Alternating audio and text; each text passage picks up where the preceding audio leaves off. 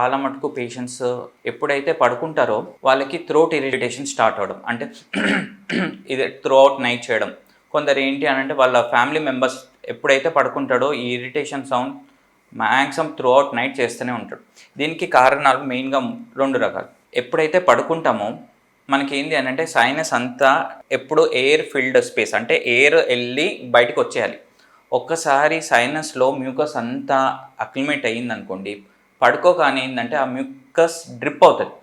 Drip అవగానే పేషెంట్కి irritation start అయ్యి లెగుస్తారు. అదొక రీజన్స్. కొందరు ఏంటి అని అంటే డస్టీ ఏరియాస్లో ఉంటారు, అంటే ఇల్లంతా డస్ట్ ఉండడం, బెడ్షీట్స్, పిల్లో కవర్స్, మ్యాట్రసెస్ అంతా డస్ట్ ఉండడం, కొంచెం ఏసీ క్లీన్ చేయకపోవడం, ఆ డస్ట్ ఉండడం. ఆ డస్ట్ ఇవన్నీ ఏంటంటే నోస్ అండ్ థ్రోట్ని ఇరిటేషన్ చేసేసి సడన్గా లేచి కొందరు వాటర్ తాగి పడుకోవడం, లేదంటే కొందరు ఈ ఇరిటేషన్ ఉంది అని కొంచెం కాఫ్ చేయడం, ఏదన్నా మ్యూకస్ ఉంటే కాఫీ చేసి పడుకుందామని చేస్తుంటారు.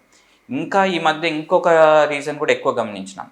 చాలా మటుకు చాలామంది తినగానే వెంటనే పడుకోవడం. దీనివల్ల ఏమవుతుందంటే యాసిడ్ రిఫ్లెక్స్ అవుతుంది. ఒక్కసారి మన కడుపులోనే యాసిడ్ రిఫ్లెక్స్ అవుతుంది అనుకోండి, ఆటోమేటిక్ థ్రోట్ ఇరిటేషన్ స్టార్ట్ అవుతుంది.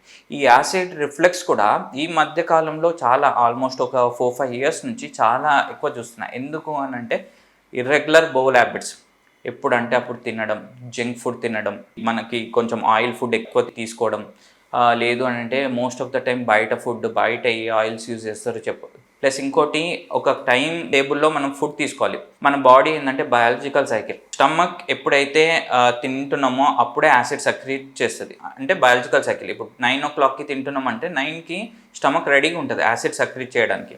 దాన్ని డిస్టర్బ్ చేయదు.